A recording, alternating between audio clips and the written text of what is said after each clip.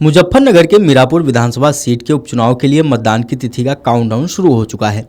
सभी प्रत्याशियों और उनकी पार्टियों के नेताओं ने पूरी ताकत झोंक दी है।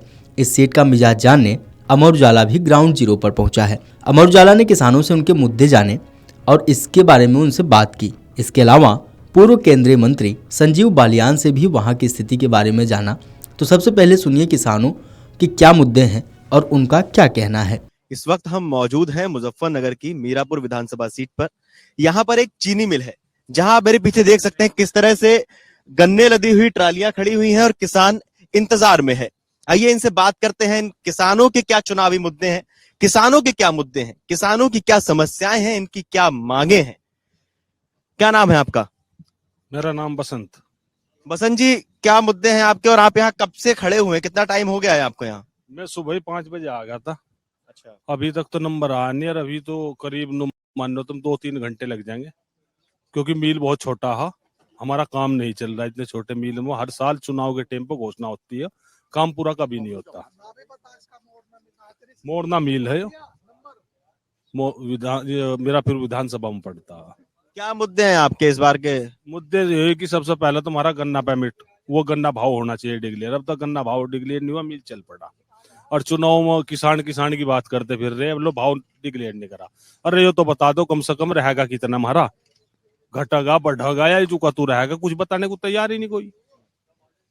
यही मुद्दे हमारे। आपके क्या मुद्दे हैं, आपका क्या कहना है? भैया गन्ने का ही मुद्दा है जी। या इसके बारे में अभी कोई सी ना तो कोई एमपी विधायक बोल रहा, मंत्री नहीं बोल रहा, ये मुख्यमंत्री जी नहीं बोल रहे। और यो मोरना मिल, चीनी मिल, यो इतनी छोटी, सुबह से शाम तक अब लोग यहीं पड़े। क्या लग रहा है कैसे समाधान हो सकता है इन समस्याओं का? बहन किसानों का कोई समाधान करने को तैयार नहीं जी। हम वो झूठे वादे करो और अपने नोट बटोरो फिर नखलों में बैठ कर। एमएसपी की बात हुई, किसान आंदोलन की बात हुई, उसका क्या असर यहाँ देखने को मिला आप लोगों में?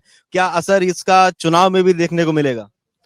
अगर चुनाव में तो कुछ देखने को नहीं मिल रहा, पर यहाँ तो भाव के मुद्दे एमएसपी पे तो यहाँ MSP कोई भी लेने को तैयार नहीं उसको तो। अच्छा, उस पर कोई भी लेने को तैयार ही नहीं है। ना जी, अजी झूठे वादे कर रहा हूँ ये सारे, कोई वादा सच्चा नहीं। और सारी अखिलेश हो या योगी जी हो या मायावती ने तो कुछ ढंग लगाया था, अन्य और किसी ने नहीं लगाया। मायावती ने कैंडिडेट बेकार तार दिया, वो भी हारेगा। दादा आपका क्या कहना है, आपका क्या नाम है? योगिंदर सिंह। योगेंद्र जी, क्या मुद्दे हैं यहाँ पे? किसानों के मुख्य जो मुद्दे हैं, किसान आंदोलन, एमएसपी, इन सब पे आपका क्या कहना है? मुद्दा तो यह मिल की विस्तारीकरण का ही है और दूसरे नंबर पर भाव भी है। दो समस्या मेन है यहाँ से। और रही बात इलेक्शन तो होते ही रहे, हर साल हो, साल में दो फिर भी हो जा। अभी हो जाता थोड़े दिन पहले, अब फिर होने लग रहा है। वोट तो दे ही दे कहीं ना कहीं, जहाँ अपने कैंडिडेट उसे दे दें वोट, तो वोट की तो कोई बात ही नहीं है। लेकिन हमारी मेन समस्या सभी किसानों की यही है कि छोटा मिल है, बड़ा होना चाहिए, विस्तारीकरण इसका होना चाहिए और भाव मिलना चाहिए। तो ये भी तो होता है ना, जैसे हम वोट देके जिसे चुनते हैं उससे हमारी कुछ उम्मीदें होती हैं। जी, उम्मीद तो योगी सब होता है और हमारे इस जैन जी सब होता है। अब देखो अब की बार क्या होता है, कह तो रहे। क्या क्या उम्मीदें हैं इस बार? उम्मीद बहुत है। उम्मीद तो यो है कि हमारा मिल बड़ा होना चाहिए और भाव मिलना चाहिए हमें कम से कम 450 रुपए का, जिस हिसाब से महंगाई बढ़ रही है। ये है समस्या। आपका क्या मानना है, कितना भाव होना चाहिए? क्यों भैया? अरे कितना भाव होना चाहिए आपके हिसाब से उन्होंने बताया? रुपए तो होना चाहिए कम से कम जी, 450 रुपए। आप कब से खड़े हैं यहाँ? यहाँ हम तो ऐसे आ गए थे मेरे ख्याल से 9 बजे। 9 बजे से खड़े हैं यहीं पे। अच्छा, आइए हमारे साथ और कुछ। 6 बजे तक भी नंबर नहीं आता हमारा जी। 6 बजे तक भी नहीं आता, इतना छोटा मील है वो। अच्छा, हाँ, यहाँ कम से कम 12-13 घंटे से पहले किसी का भी नंबर नहीं आता यहाँ। अभी हो रहा है। हमारे साथ कुछ और किसान भाई मौजूद हैं, आइए उनसे ही बात करते हैं। दादा आपका क्या नाम है? अच्छा, आपका क्या मुद्दा है? आपको क्या लग रहा है कि जो ये लोग कह रहे हैं गन्ने का भाव बढ़ना चाहिए, ये सब चीजें होनी चाहिए? भाव बढ़ना चाहिए, महंगाई बहुत। चलिए, बहुत बहुत धन्यवाद आपका। दादा एक बार फिर से एक सवाल और, कि जो किसान आंदोलन हुआ था या जो एमएसपी का मुद्दा है, बहुत सारे किसानों के जो मुद्दे हैं, ये सारे मुद्दे अभी इलेक्शन टाइम पे क्या इसका प्रभाव वोटिंग पे भी देखने को मिलेगा? नहीं, पर बहुत जरूर पड़ता है इसका। लेकिन फिलहाल तो करने से बड़ी चीज ही नहीं कोई दिखाई दे रही हमें यहाँ। और रही एमएसपी की बात, एमएसपी तो गेहूं पर मिल ही रही और कहाँ पर चाहिए हमें। सिर्फ तो हमारे यहाँ इतनी ज्यादा होती ही नहीं। हम तो गन्ने की समस्या सबसे ज्यादा मेन यहाँ से। भाई गन्ने का भाव होना चाहिए अच्छा, और मिल हमारा बड़ा होना चाहिए, और उसी आधार पर फिर हम वोटिंग भी करा। पूर्व केंद्रीय मंत्री संजीव बालियान ने क्या कुछ कहा, सुनिए। हमारे साथ जो मौजूद हैं संजीव बालियान जी, आइए उनसे बात करते हैं और जानते हैं कि भारतीय जनता पार्टी का इस बार कैसा माहौल बन रहा है। लोगों का जो कहना है, जो लोगों के सवाल थे, उनको किस तरह से वो देखते हैं, उनके क्या जवाब देते हैं। नमस्कार संजीव बालियान जी। पहला सवाल ये कि किसानों का मुद्दा, आप केंद्रीय राज्य मंत्री रहे हैं कृषि में, तो क्या कहना है आपका किसानों के मुद्दे पर? हमने आपके क्षेत्र के किसानों के से भी बात की है। जी, देखिए किसानों का हमारे क्षेत्र में तो एक ही मुद्दा रहता है। पहले दो मुद्दे थे। पहले हमारे यहाँ चूंकि ट्यूबवेल बहुत है, आपको मिलेंगे बिजली के, और बिल आता था 1600, 1700, 1800 रुपये महीना। तो करीब 1.5 साल पहले उत्तर प्रदेश सरकार के द्वारा फ्री कर दिया गया। सरकार बिल देते, बिल तो किसी को देना ही है।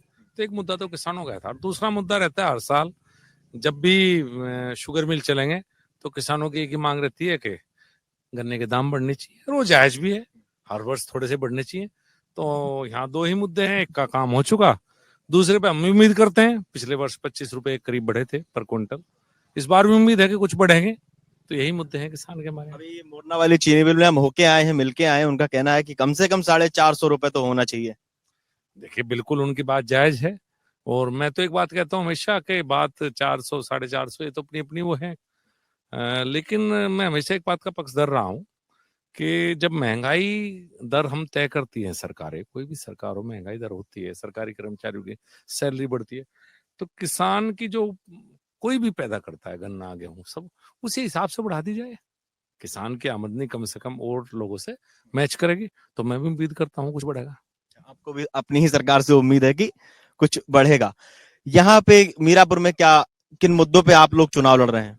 देखिए सरकार का तो मुद्दा है नहीं, सरकार तो यही है, वही रहेगी अगले 2.5 साल। ये जो 2.5 साल बचे हुए हैं, इसमें वो उम्मीदवार चुने जनता जो कुछ काम कर सके उनके क्षेत्र में। चाहे जब मोरना मिल साहब तो विस्तारीकरण की बात जरूर आई होगी, वहां निश्चित रूप से किसानों ने कहा होगा कि यहाँ 25,000 क्विंटल कैपेसिटी की शुगर मिल है, बहुत दिनों से डिमांड है कि इसकी कैपेसिटी बढ़नी चाहिए। कोई सुबह से तो कोई कल से वहां लाइन में लगा हुआ है। बिल्कुल, ये कैपेसिटी बढ़नी भी चाहिए, इस क्षेत्र की एक समस्या है। अब कौन बढ़ाएगा? अब राष्ट्रीय लोकदल भारतीय जनता पार्टी की उम्मीदवार बनेगी तो कुछ प्रयास करेगी, विपक्ष तो बात ही करेगा, बात से अलग तो कुछ नहीं। जो भी मुद्दे हैं क्षेत्र के विकास के, तो लोकल मुद्दे आप कह सकते हैं जो हल है, शायद लोकल मुद्दे मिथिलेश पाल ही हल कर पाएगी। अच्छा, एक चीज और है, अभी हम लोग भी इसी सड़क से आ रहे हैं, आप भी इसी सड़क से आ रहे हैं, सड़क के हाल आपने भी देखे, हमने भी देखे, इसमें भी सुधार की आवश्यकता है। ये मुद्दा भी सुबह जब हम लोगों से चर्चा कर रहे थे तो उन्होंने सड़क का मुद्दा भी एक उठाया।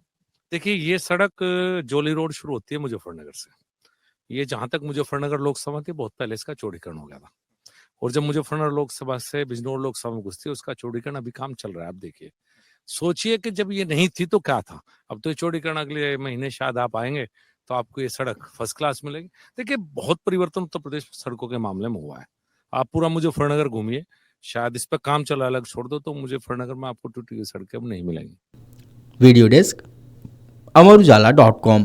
अगर आप ये वीडियो YouTube पर देख रहे हैं तो हमारे चैनल को सब्सक्राइब कर बेल आइकन दबाएं, और Facebook पर देख रहे हैं तो हमारे पेज को लाइक करें। 8 मिलियन प्लस सब्सक्राइबर, आपके इस भरोसे के लिए बहुत धन्यवाद।